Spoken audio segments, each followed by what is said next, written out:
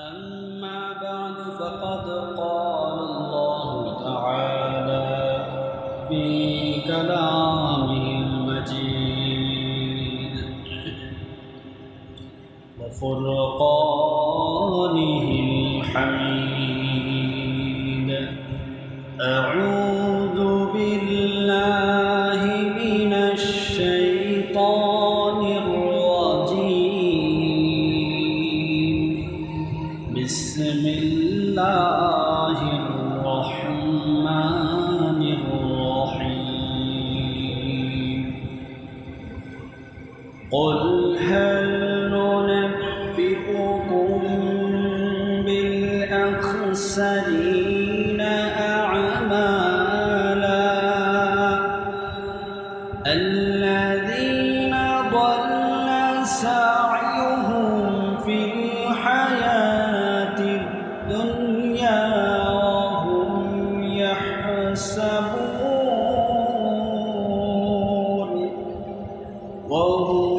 يحسبون أنهم يحسنون صنعا. وقال تعالى: إن الله وملائكته يصلون على النبي يا أيها الذين آمنوا صلوا عليه وسلموا تسليما. اللهم صل على محمد وعلى آل محمد كما صليت على إبراهيم وعلى آل إبراهيم إنك حميد مجيد. اللهم بارك على محمد وعلى آل محمد كما باركت على إبراهيم وعلى آل إبراهيم إنك حميد مجيد. سبحانك لا علم لنا إلا ما علمتنا إنك أنت العليم الحكيم. الحمد لله আল্লাহ রব্বুল আলামিন আমাদেরকে পবিত্র জুমার দিনে সর্বাগ্রে মসজিদে আসার বসার তৌফিক দান করেছেন। আল্লাহ রব্বুল আলামিনের অনেক বান্দা পবিত্র জুমার দিনেও জুমার নামাজ পড়তে পারতেছেন না। অনেকেই মুসলমান নাম নিয়ে জুমার নামাজকে তরক করতেছেন অনায়াসে। আল্লাহ রাব্বুল আলামিনের লাখো কোটি বান্দাদের থেকে আমাদেরকে ঈমানওয়ালা হিসাবে চিহ্নিত করেছেন এবং মসজিদে আসার বসার তৌফিক দান করেছেন। সেই মালিকের দরবারে শুকর গুজার কি করব? জিন্দেগি ভর শুকর গুজার করে আল্লাহ রাব্বুল আলামিনের একটি নিয়ামতের শুকর আদায় সম্ভব হবে না।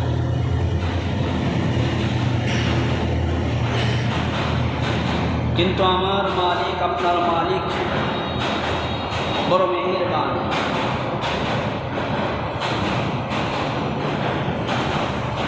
আমার মালিক, আপনার মালিক বান্দা একটা ডাকেই তিনি খুশি হয়ে যান। বান্দা মুহাব্বত নিয়ে আল্লাহ রাব্বুল আলামিনকে একটা ডাক দিবে, এই মুহাব্বতের একটা ডাকেই আল্লাহ রাব্বুল আলামিন খুশি হয়ে যান। এজন্য মাওলা পাকের দরবারে কালিমাতুল শুকর আদায় করে নিচ্ছি, সকলে পড়ছি আলহামদুলিল্লাহ।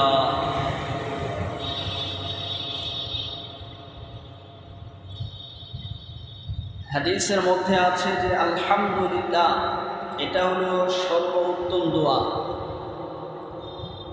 সর্বোৎকৃষ্ট দোয়া আলহামদুলিল্লাহ।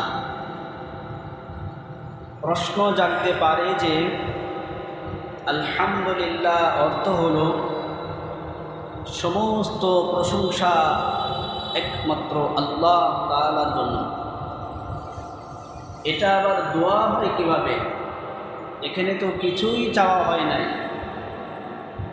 মুফাসসিরিন কেরাম ব্যাখ্যা করেন, মুহাদ্দিসিন কেরাম বলেন,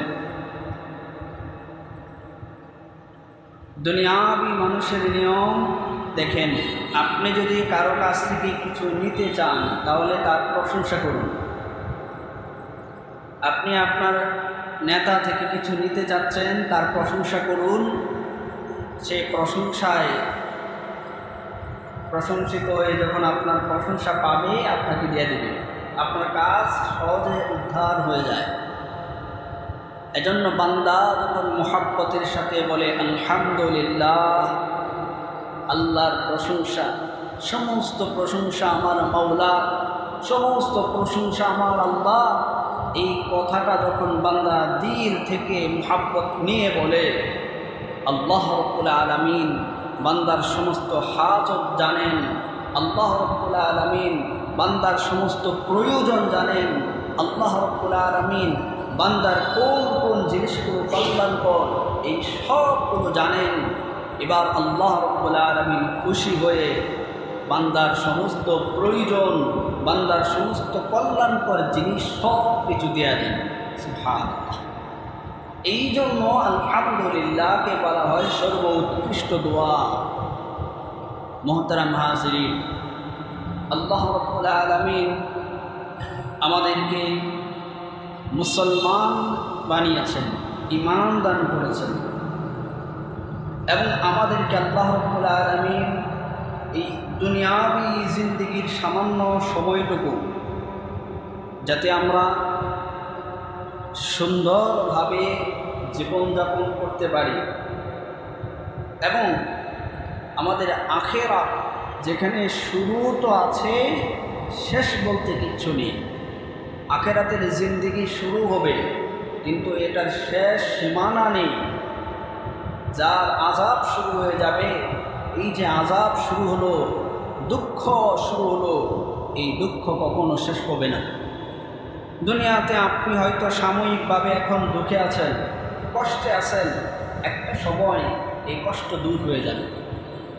আপনার আশা থাকে যে আমি সবসময় এত দুঃখী থাকবো না, আমি সবসময় এত ঋণগ্রস্ত থাকবো না, একটা সময় আমার ভালো দিন আসবে, এই আশা থাকে। কিন্তু আখিরাতে যার দুঃখ শুরু হয়ে যাবে, শুরু তো হয়েছে, শেষ করার কোনো আশা নেই, শেষ হবে না, অনন্তকাল অনাদিকাল পর্যন্ত চলতেই থাকবে এই জিন্দেগি।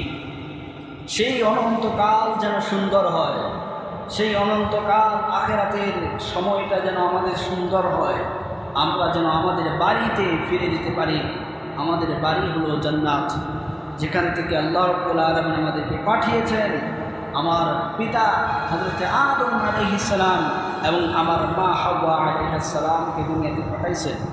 সেই বাড়িতে আমরা যাতে ফিরে যেতে পারি, আল্লাহ রাব্বুল আলামিন আমাদেরকে সবচাইতে সর্বোৎকৃষ্ট, সবচাইতে মর্যাদাবান, আল্লাহ তাআলার পরে যার মর্যাদা সবচাইতে বেশি, ওই রকম একজন নবী পাঠিয়ে দিয়েছেন। সুবহানাল্লাহ, কত বড় নিয়ামত! নবী পাঠিয়ে আল্লাহ রাব্বুল আলামিন বান্দাদেরকে বলে দিলেন, কুরআনুল কারীমের মাধ্যমে আল্লাহ তাআলা বান্দাদেরকে নসিহত করতে শুরু করলেন। আল্লাহ তাআলা ইরশাদ করলেন, লাকাদ কানা লাকুম ফি রাসূলিল্লাহি উসওয়াতুন হাসানাহ, লাকাদ কানা লাকুম ফি রাসূলিল্লাহি উসওয়াতুন হাসানাহ লিমান কানা ইয়ারজুল্লাহা ওয়াল ইয়াউমাল আখির ওয়া যাকারাল্লাহা كثيرا আল্লাহ রাব্বুল আলামিন বান্দাদেরকে বললেন, আমার বান্দারা শুনো, তোমাদের কাছে আমি যে নবী পাঠিয়েছি এই নবীর মধ্যেই রয়েছে তোমাদের উত্তম আদর্শ। তোমরা কিভাবে চলবে, কিভাবে দুনিয়াতে জীবনযাপন করবে, কিভাবে নামাজ পড়বে, কিভাবে রোজা রাখবে, এই সব কিছুর আদর্শ একমাত্র মুহাম্মাদুর রাসূলুল্লাহ সাল্লাল্লাহু আলাইহি ওয়াসাল্লাম। নবীজি সাল্লাল্লাহু আলাইহি ওয়াসাল্লামের তরিকা যেখানেই পাওয়া যাবে না, ওইটা কখনো গ্রহণযোগ্য নয়। আল্লাহ রাসূল সাল্লাল্লাহু আলাইহি সাল্লামের আদর্শ যেখানে নেই, সেই জায়গাটার মধ্যে কখনো কল্যাণ নেই।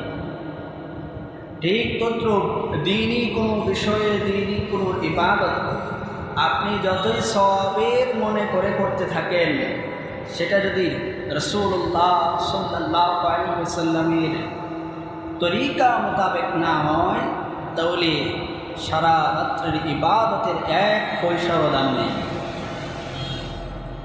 সারা রাত ঢোল বাজালেন আর বাজনা বাজালেন, বাবার গান গাইলেন, নবীর নামে মাঝে মাঝে দুরূদ পাঠ করলেন, মানুষের ঘুম নষ্ট করলেন, যেই বাদ্যযন্ত্র নিঃশেষ করে দেওয়ার জন্য, দুনিয়া থেকে বিদায় করার জন্য নবীজি সাল্লাল্লাহু আলাইহি ওয়াসাল্লাম দুনিয়ার জমিনে পদার্পণ করেছেন, সেই বাদ্যযন্ত্র বাজিয়ে আপনি মনে করলেন না, আমি তো নবীর বড় আশিক, আমি উত্তম কাজ করে ফেলেছি, আমি ভালো কাজ করেছি, এই ইশকের বিনিময়ে, মুহাব্বতের বিনিময়ে আমি জান্নাতে চলে যাব, এটা অনেক দূরের কথা, এটা শুধু আশায় করতে পারেন, কখনো এটা পূরণ হবে না, কখনো হবে না। কারণ নবীজির তরিকা তো এটা না। নবীজির তরিকা বাদ দিয়ে আপনি সারা রাত্র ইবাদত করলেন, সারা রাত এমনভাবে নামাজ পড়লেন যে নামাজটা নবীজি সাল্লাল্লাহু আলাইহি ওয়াসাল্লাম শিক্ষা দেন নাই। আপনার মন গড়া মতো ইবাদত করলেন, সারা রাত্রির ইবাদতের এক পয়সারও মূল্য নেই আল্লাহর কাছে। কিন্তু আল্লাহ রাসূল সাল্লাল্লাহু আলাইহি ওয়াসাল্লামের তরিকা মোতাবেক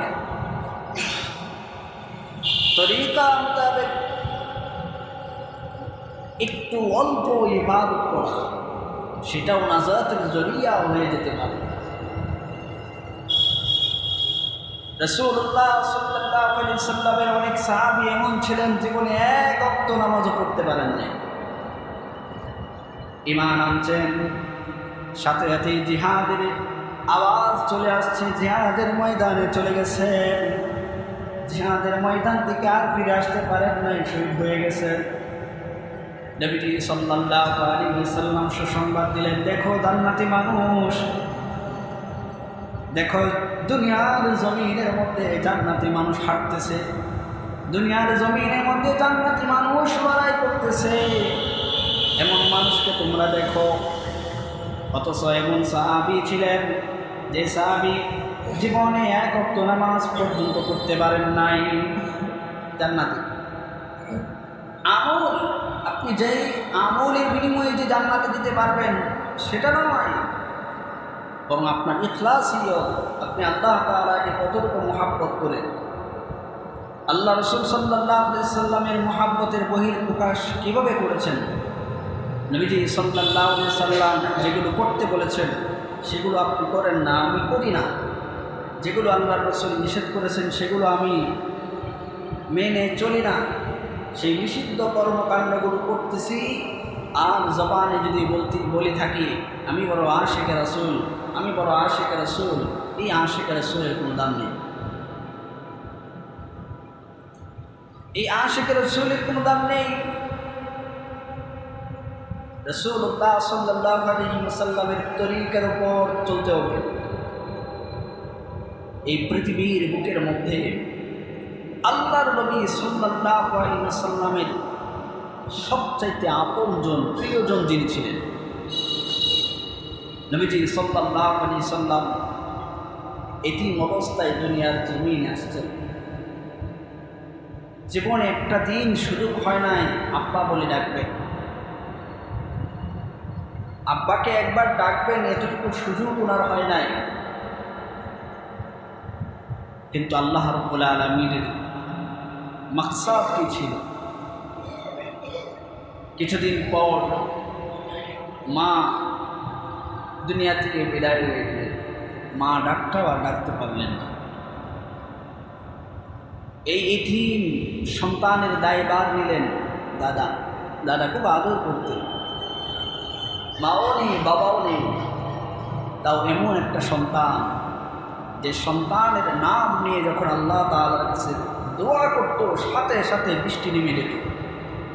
মক্কার মানুষেরা এসে বলতো, আমরা কি করব, বৃষ্টি দরকার, খরা চলতেছে।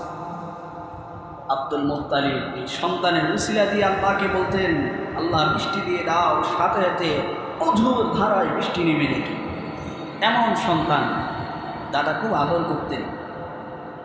কিন্তু দাদার আদরটাও পেলেন না, আল্লাহ তাআলা উঠায় নিলেন। একেবারে নিঃস্ব ইতিম। তখন চাচা আবু তালিব নিজের সন্তানের চাইতে বেশি আদর করতেন, বেশি আদর করে লালন পালন করছেন। এবং এই মক্কার জমিনে উনি যতদিন জীবিত ছিলেন, নবীজি সাল্লাল্লাহু আলাইহি সাল্লামকে কেউ কিছু বলবে, কেউ আঘাত করবে, এরকম দুঃসাহস কারো ছিল না। এরকম সাহস কেউ দেখাতে পারে নাই। এরপর যখন সমস্ত গোত্র ঐক্যবদ্ধ হয়ে নবী পরিবারকে বয়কট করল, তাদেরকে একটা জায়গার মধ্যে কোন ঠাসা করে ফেলল, জেলখানার মতন বন্দিত্ব জীবন। শিবা আবু তালিবের মধ্যে তিনটি বৎসর পর্যন্ত নবীজি সাল্লাল্লাহু আলাইহি সাল্লামের সাথে আবু তালিব ছিলেন, মুসলমান ছিলেন না। খুব মহাব্বত করতেন ভাতিজাকে। এই মহাব্বত করে তিনি সব কিছু ছেড়ে ভাতিজাকে রক্ষা করার জন্য এমন অবস্থায় ছিলেন, সাহাবায়ে কেরাম বলেন, আমরা গাছের পাতা খেয়ে জীবন ধারণ করছি। পশু পাখি যেরকম, ছাগল যেরকম গাছের পাতা খায়, আমরা খিদার যন্ত্রণায় গাছের পাতা খেয়েছি, তবু আল্লাহর নবীকে ছেড়ে যায় নাই। আবু তালিব ঠিক তাই করেছেন, না খেয়ে পড়ে রয়েছেন তিনটি বৎসর। কিন্তু যখন দুনিয়া থেকে বিদায় হয়ে যাবেন, আল্লাহর নবী সাল্লাল্লাহু আলাইহি সাল্লাম বললেন, আপনি আমার এই কালিমাকে গ্রহণ করুন, আমি আল্লাহর কাছে আপনার ব্যাপারে সুপারিশ করব। যদি আপনি কালিমা গ্রহণ না করুন, তাহলে আমি সুপারিশের অনুমতি পাব না। দুঃখ ভারাক্রান্ত হৃদয়ে নবীজি কথাগুলো বলতেছিলেন। কিন্তু আল্লাহর ফয়সালা তো ছিল ভিন্ন, ইমানটা নসিব হয় না। চলে গেলেন দুনিয়া থেকে। আল্লাহ রাব্বুল আলামিন আয়াত নাযিল করেন, যে নবী, আপনি যাকে মহব্বত করেন তাকে আপনি হিদায়াত দিতে পারবেন না, আমি যাকে চাই তাকেই হিদায়াত দেব। নবীজি সাল্লাল্লাহু আলাইহি ওয়াসাল্লাম বললেন, আমার চাচার সবচাইতে কম শাস্তি হবে। কিন্তু কম শাস্তিটা কেমন? জাহান্নামের দুইটি জুতা, এক জোড়া জুতা পরিধান করানো হবে, আগুনের জুতা। কিন্তু এর এই আযাবে, এই আগুনের তাপে মাথার মগজ গলে পড়ে যাবে। তো মুহাব্বত ইজহার করা, আমি আশিক রাসূল, এটা বললেই পার পাওয়া যাবে না, বরং সত্যতা তো তখনই প্রমাণ হবে যে আমি কি নবীজি সাল্লাল্লাহু আলাইহি সাল্লামের মুহাব্বতে আল্লাহর নবীর কথাগুলো মানছি কিনা। সামনে আমাদের আশুরা আসতেছে, মুহররমের সবচেয়ে গুরুত্বপূর্ণ দিন, যে দিনটি ইতিহাসের পাতায় স্মরণীয় আছে। এই দিনের মধ্যে আল্লাহ রাব্বুল আলামিন অসংখ্য ঘটনা ঘটিয়েছে। এই দিনটার সৃষ্টির শুরুলগ্ন থেকেই আল্লাহ তাআলার কাছে সম্মানিত একটি দিন, আশুরার দিন, মুহররম মাসের 10 তারিখ। এই মুহররম মাসের 10 তারিখে নবীজি সাল্লাল্লাহু আলাইহি সাল্লামের আমল কী ছিল? আল্লাহ নবী সাল্লাল্লাহু আলাইহি ওয়াসাল্লাম এই দিনে রোজা রাখতেন। এটা ছিল আমল, সুন্নাহ আমল। এটা অন্য কোনো কিছু করতেন না, রোজা রাখতেন। এবং তিনি জানিয়ে দিলেন, সিয়াম ইয়াউমি আশুরা আহতাসিবু আলাল্লাহি আন ইউকাফিরা সানাতাল্লাতী ক্বাবলা। আশুরার রোজার ব্যাপারে আমি আশা করি আল্লাহ তাআলা পূর্বের 1 বছরের গুনাহ এই রোজার কারণে মাফ করে দিবেন। মান সামা আশুরা গুফিরা লাহু সানাতান। আল্লাহ নবী অন্য জায়গায় বলেন, যে ব্যক্তি আশুরার রোজা রাখবে আল্লাহ তাআলা তার 1 বছরের গুনাহ মাফ করে দিবেন, গুনাহ মাফ করে দিবেন। সুন্নাহ আমল হলো রোজা রাখা। তবে রোজা রাখার ব্যাপারে নবী সাল্লাল্লাহু আলাইহি ওয়াসাল্লাম বলেন, তোমরা রোজা রাখো, সৌমু ইয়াউম আশুরা, আশুরার দিনের রোজা তোমরা রাখো, কিন্তু খালিফু ফীহিল ইয়াহুদা, ইহুদিদের বিরোধিতা করো। কারণ এই দিনটাতে ইহুদিরাও রোজা রাখে। ইহুদিরা কেন রোজা রাখে? তারা ওই দিন হযরত মূসা আলাইহিস সালামকে আল্লাহ তাআলা নাজাত দান করছিলেন ফিরআউনের কবল থেকে, আর ফিরআউন বাহিনীকে ডুবায় মারছিলেন। এই কারণে শুকর আদায় করাতে তারা রোজা রাখত।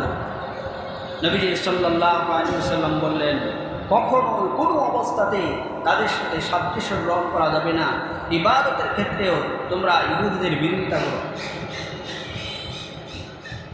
সুমু ক্বাবলা আও বা'দাহা, তারপরে অথবা আগে একটা রোজা রাখো। 9 তারিখ হয়তো সামনে মঙ্গলবার, বুধবার, না হয় বৃহস্পতিবার, এভাবে একদিন আগে না হলে একদিন পরে তার সাথে মিলিয়ে যে কোনো 2টা রোজা রাখা। নবী সাল্লাল্লাহু আলাইহি সাল্লামের হাদিসে স্পষ্ট বলা হয়েছে যে 9, 10 অথবা 10, 11 এইভাবে রোজা রাখা, 2 দিন রোজা রাখা। তবে আমাদের মধ্যে কিছু সংশয়বাদী আছে। সংশয়বাদীদের কথা হলো যে 3টা রাখো। 3টা রাখলে কি হবে? যে 3টা রাখলে আর এখানে কোনো ইখতিয়ার থাকতেছে না। 9, 10, 11 3টা রাখলে সব হবে। হ্যাঁ, 3টা রাখলে সব হবে, কিন্তু এই বিশ্বাস নিয়ে রাখা যাবে না। আপনি 3টা 4টা 9টা রোজা রাখতে পারেন, কিন্তু এখানে ইবাদত হলো ইয়াকিনের বিষয়। আপনি ইয়াকিনের সাথে ইবাদত করবেন যে আমি, হাদিসের মধ্যে আসছে যে 2টা রাখার আমি 2টাই রাখলাম, বাকি আরও একটা নফল রাখলাম, আরও একটা নফল রাখলাম, রাখতে পারেন। কিন্তু এই সংশয়ের মধ্য থেকে যে আমি রাখি 3টা যেটাই হয়, তাহলে এটা সংশয় হয়ে যায়, এভাবে রাখা যাবে না। কাজেই সুন্নাহ আমল হলো রোজা রাখা। আল্লাহ নবী সাল্লাল্লাহু আলাইহি সাল্লাম এই মুহররম মাসের এই মাসটাকে শাহরুল্লাহ বলেছেন, আল্লাহর মাস বলছেন। আফদালু সিয়াম বা'দা রমাদান শাহরুল্লাহিল মুহররম, আল্লাহর মাস মুহররম মাসের রোজাটা হলো রমজানের পরে সবচাইতে উত্তম। কাজেই এই দিনের আমলটা শুধু রোজা রাখা। এছাড়া আমাদের সমাজে যে বিষয়গুলো অনেক জায়গায় প্রচলিত আছে, এই দিন হযরত হুসাইন রাদিয়াল্লাহু তাআলা আনহু শোক প্রকাশ করে, মাতম করে, চিৎকার করে, নিজের শরীরকে ক্ষত বিক্ষত করে মহাব্বত ইজহার করে, মহাব্বত প্রকাশ করে, যে নবীর নাতির মহাব্বত প্রকাশ করতেছি। আমরা ওনার শোক দিবস পালন করতেছি, মৃত্যু দিবস পালন করতেছি। ইসলামে জন্ম দিবস আর মৃত্যু দিবস এই ধরনের কোনো অস্তিত্ব নেই। জন্ম দিবস পালন করার কোনো অস্তিত্ব নেই, মৃত্যু দিবস পালন করার কোনো অস্তিত্ব ইসলামের মধ্যে নেই। শোক দিবস পালন করা এটা ছিল জাহিলি যুগের কথা। নবীজি সাল্লাল্লাহু আলাইহি সাল্লাম এই সমস্ত মানুষদেরকে মুহাব্বত করবেন তো দূরের কথা, বরং বুখারীর হাদিস, আল্লাহ নবী সাল্লাল্লাহু আলাইহি সাল্লাম বললেন, লাইসা মিন্না, এরা আমার উম্মত না। মান দারাবাল হুদুদা ওয়া শাক্কাল জুয়ুবা ওয়া দাআ বিদাওয়াতিল জাহিলিয়া, যারা মাতম করে, শোক দিবস পালন করে, মৃত্যু দিবস পালন করে, কান্নাকাটি করে, গালে থাপড়ায়, মুখে থাপড়ায়, জামা ছিঁড়ে ফেলে, এইভাবে মাতম যারা করে, যারা জাহিলি যুগের মানুষদের মতন ডেকে ডেকে মাতম করে, আল্লাহ নবী সাল্লাল্লাহু আলাইহি ওয়াসাল্লাম বললেন যে এরা আমার উম্মতি না। নবীজি স্পষ্ট বললেন উম্মতি না, আর আমি বুঝতেছি যে আমি তো ভালো কাজ করতেছি, নবীর নাতিকে মহব্বত করতেছি, আর নাতিরে মহব্বত করলে এমনিতেই নবী মহব্বত করবেন যে আমার নাতিরে এরা মহব্বত করে, কাজেই আমি তাদের জন্য সুপারিশ করি। বিষয়টা এমন না। যদি এমনই হতো তাহলে নবীজি সাল্লাল্লাহু আলাইহি ওয়াসাল্লামের জীবদ্দশায় আল্লাহর নবীর 3 জন সাহাবী, অনেক সাহাবী শহীদ হয়েছেন, কিন্তু উল্লেখযোগ্য 3 জন সাহাবী মুতার যুদ্ধে যায়েদ ইবনে হারেসা, যাকে হিব্বু রাসূলুল্লাহ সাল্লাল্লাহু আলাইহি ওয়াসাল্লাম বলা হতো, মানুষেরা ডাকতো হিব্বু রাসূলিল্লাহ, আল্লাহ রসুলের মহাব্বত, আল্লাহ রসুলের ভালোবাসা, এত বেশি আদর করতেন যায়েদকে। মুতার যুদ্ধে তিনি শহীদ হয়ে গেলেন। জাফর ইবনে আবি তালিব আল্লাহ রসুল কত প্রিয় বাজন ছিলেন, আল্লাহ রসুলের চাচাতো ভাই ছিলেন, শহীদ হয়ে গেলেন। আব্দুল্লাহ ইবনে রাওয়া শহীদ হয়ে গেলেন। নবীজি সাল্লাল্লাহু আলাইহি ওয়াসাল্লাম তাদের জন্য শোক প্রকাশ, তাদের জন্য শোক দিবস পালন করেন নাই। তাছাড়া দেখেন নবীজি সাল্লাল্লাহু আলাইহি ওয়াসাল্লামকে এর চাইতে আমাদের কলিজার টুকরা আর কেউ হতে পারে না। সাহাবায়ে কেরামের যেই দিন নবীজি সাল্লাল্লাহু আলাইহি ওয়াসাল্লাম দুনিয়া থেকে বিদায় হয়ে গেছেন, ওফাত লাভ করছেন, দুনিয়া থেকে আরেকটা জায়গায় স্থানান্তরিত হয়ে গিয়েছেন, সাহাবায়ে কেরাম কেমন দুঃখী ছিলেন। ওমর রাদিয়াল্লাহু তাআলা আনহু তরবারি হাতে নিয়ে বললেন, তোমরা কেউ যদি বলো আমার নবী দুনিয়া থেকে বিদায় হয়ে গেছেন, এই কথাটা শুনলে আমি গর্দান উড়াইয়া দিব। কেমন পাগল পারা হয়ে গেছেন, পাগল হয়ে গেছেন, যে আমি কারোর কাছ থেকে শুনতে চাই না, এমন কথা আমি শুনতে চাই না যে আমার নবী চলে গেছেন, কেউ বললে গর্দান উড়াইয়া দেব। এক সাহাবী তো গাছের মধ্যে ছিলেন, ওই জায়গা থেকে তিনি আল্লাহ নবীর ওফাতের আওয়াজটা শুনলেন, আর তিনি বলতেছেন, যাকে দেখার জন্য আমার 2টা চোখ ছিল, যাকে দেখলে আমার চক্ষু শীতল হতো, তিনি দুনিয়া থেকে বিদায় হয়ে গেছেন। আমি চাই না এই চক্ষু, আল্লাহ আমি এই চক্ষু দিয়ে কাউকে দেখতে চাই না, আমার চক্ষু অন্ধ করে দাও। সাথে সাথে তিনি জমিনে পড়ে গেলেন, চক্ষু অন্ধ হয়ে গেছে। কিন্তু কোনো সাহাবী তো নবীর এই দুঃখে শোক দিবস পালন করেন। হুসাইন রাদিয়াল্লাহু তাআলা আনহু থেকে বড় ভাই হাসান রাদিয়াল্লাহু তাআলা আনহু তিনি শহীদ হয়েছেন, ওনার শোক দিবস কেউ পালন করে না।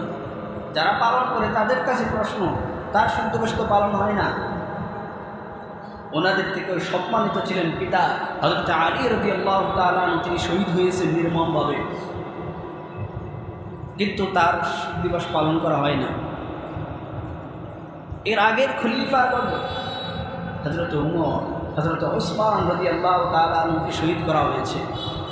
কোরআন শরীফ তেলাওয়াত করতেছেন এমন অবস্থায়, উমর রাদিয়াল্লাহু তাআলা আনহু ফজরের নামাজ পড়তেছেন এমন অবস্থায় শহীদ করা হলো।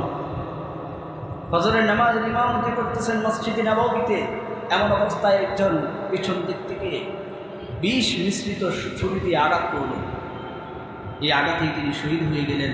কিন্তু কেউ শোক দিবস তো পালন করেন নাই, বা যারা পালন করতেছেন তারা, তাদের কাছে প্রশ্ন যে এদের থেকেও ওমর রাদিয়াল্লাহু তাআলা আনহু, আবু বকর রাদিয়াল্লাহু তাআলা আনহু, স্বয়ং নবীজি সাল্লাল্লাহু আলাইহি ওয়াসাল্লাম থেকেও কি তাদের হুসাইন রাদিয়াল্লাহু তাআলা আনহুর সম্মান মর্যাদা বেশি? কখনো নয়। বস্তুত শয়তানের এটা কারসাজি, শয়তান আসল বিষয়টা লুকানোর জন্য, এটার উপর পর্দা ফেলে দেওয়ার জন্য এই কারবারটা করতেছে। যেমন আমাদের দেশে এই জিনিসটা খুব ভালোভাবে চলে, দেখবেন খুব বড় ধরনের ক্ষতি একটা হয়ে যাচ্ছে দেশের মধ্যে, খুব বড় ধরনের একটা কিছু ঘটে যাচ্ছে, কিন্তু মিডিয়া আরেকটা জিনিস দিয়ে আপনাকে এমনভাবে আচ্ছন্ন করে ফেলবে, আপনি ওইটার পিছনে এমনভাবে দৌড়াবেন, আসল কি ঘটতেছে সেটা বুঝবেনই না। রাজনীতি শয়তানের খেলা, এটা শয়তান এটাই চায়, আসল জিনিসটাকে ঢেকে দেওয়ার জন্য। দেশে কি হচ্ছে আপনি জানবেন না, সমস্ত মিডিয়া রাসেল বাইপার নিয়ে কি শুরু করছিল, কিন্তু আসল রাসেল বাইপার তো দেশের মাঝখান দিয়ে যাইতেছে, এটা কেউ জানে না, জানছে পরে। তো এমনভাবে এগুলো তো শয়তানের কারসাজি। শয়তান কি?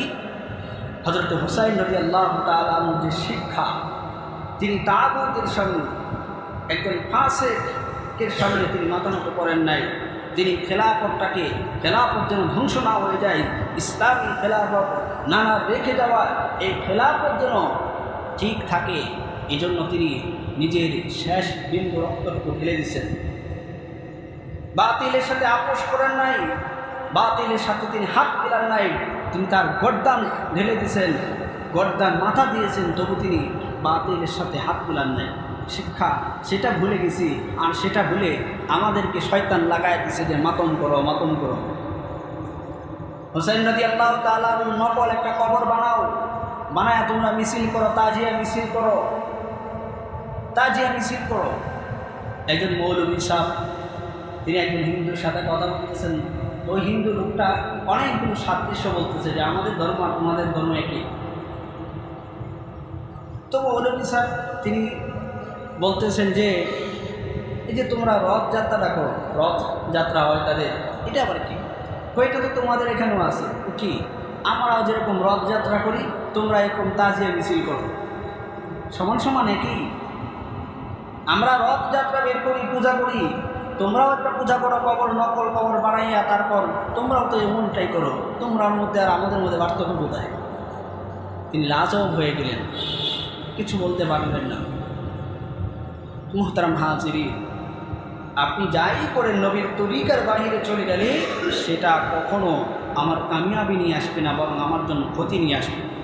আল্লাহ রাব্বুল আলামিন সূরাতুল কাহফের মধ্যে আল্লাহ তাআলা ইরশাদ করেন 103 নম্বর আয়াত, আল্লাহ তাআলা বলেন قُلْ هَلْ نُنَبِّئُكُم بِالْأَخْسَرِينَ أَعْمَالًا। হে রাসূল আপনি বলুন, হাল নুনাব্বিউকুম, আমি কি তোমাদেরকে জানিয়ে দিব, আমি কি তোমাদেরকে সংবাদ দিব, আমি কি তোমাদেরকে বলে দেব, বিল আকসারিনা আমালা, আমলের দিক দিয়ে কারা বেশি ক্ষতিগ্রস্ত। আমল করে কিন্তু ক্ষতিগ্রস্ত, কাজ করে কিন্তু ক্ষতিগ্রস্ত, কাজ কোনো ফায়দা নেই। আল্লাযীনা দাল্লা সা'য়ুহুম ফিল হায়াতিদ দুনিয়া, পার্থিব জীবনে তাদের যত আমলগুলো আছে সবগুলো নষ্ট হয়ে যায়। অথচ ইয়াহসাবুনা, তারা মনে করে, আন্নাহুম ইহসিনুনা সুনআ, অথচ তারা মনে করে খুব ভালো কাজ করছে। কত স্পষ্ট কথা, তারা অথচ মনে করে যে তারা ভালো কাজ করতেছে, কিন্তু আসলে আল্লাহ তাআলা বলেন এরা ক্ষতিগ্রস্ত, এরা চরমভাবে ক্ষতিগ্রস্ত। এই জন্য মুহতারাম হাজিরিন, নবীজি সাল্লাল্লাহু আলাইহি সাল্লামের সুন্নাহ আমল ছিল রোজা রাখা, এর বাইরে শোক মাতম প্রকাশ করা, এগুলো নবীজি সাল্লাল্লাহু আলাইহি সাল্লামের তরিকা নয়। তবে হ্যাঁ, আল্লাহ নবী সাল্লাল্লাহু আলাইহি সাল্লামের প্রিয় নাতি, কলিজার টুকরা ছিলেন, যিনি আল্লাহ নবী সাল্লাল্লাহু আলাইহি সাল্লামের শরীরের অংশ ছিলেন, আকৃতিটা ছিল নবীজি সাল্লাল্লাহু আলাইহি সাল্লামের মতো, নিচের আকৃতিটা ছিল নবীজি সাল্লাল্লাহু আলাইহি সাল্লামের মতো, আর হাসান রাদিয়াল্লাহু তাআলা আনহুর উপরের আকৃতিটা ছিল হুবহু আল্লাহ রাসূলের মতো। দুই নাতি মিলে একেবারে নবীজি সাল্লাল্লাহু আলাইহি সাল্লামের ফটোকপি ছিলেন, এমন ছিলেন, এত আদর করতেন। সেই আদরের নাতি হুসাইন রাদিয়াল্লাহু তাআলা আনহু, তিনি নির্মমভাবে কারবালার প্রান্তরে শহীদ হয়েছেন। এতে ব্যথিত আমরা, ব্যথা প্রকাশ করা এটা ঈমানের দাবি, কিন্তু ব্যথা ওইভাবে প্রকাশ করা যেভাবে আল্লাহর নবী প্রকাশ করছেন। নবীজি সাল্লাল্লাহু আলাইহি সাল্লামের ছেলে ইব্রাহিম ছোট্ট বাচ্চা ইন্তেকাল করছেন। আল্লাহর নবী সাল্লাল্লাহু আলাইহি সাল্লাম আসলেন, আল্লাহর নবীর হাতে শিশু ছেলে, বাবার হাতে সন্তান, মৃত সন্তান। নবীজি দেখে চোখ দিয়ে ঝরঝর করে পানি ঝরতেছে। আল্লাহর নবীর সাহাবীরা বলতেছেন, নবীজি আপনি তো নিষেধ করছেন কান্না করতে। আল্লাহর নবী বললেন, আমি তো চিৎকার করে কান্না করতে নিষেধ করেছি, চোখের পানি ঝরাতে নিষেধ করি নাই। এই পানি কিভাবে আটকাবো আমি? আমরা ব্যতীত কান্না করি, কিন্তু ওনার শিক্ষা ভুলে যায় না। আমরা ওনার শিক্ষাকে বাস্তবায়ন করব। উনি যে শিক্ষা দিয়ে গিয়েছেন, সবক দিয়ে গেছেন, সেটাকে বাস্তবায়ন করব। তাগুতের পিছনে আমরা ছুটব না। আল্লাহ সুবহানাহু ওয়া তাআলা আমাদের সকলকে বুঝার, আমল করার তৌফিক দান করুন। হাযা ওয়া আখির দাওয়ানা আনিল হামদুলিল্লাহি রাব্বিল আলামিন।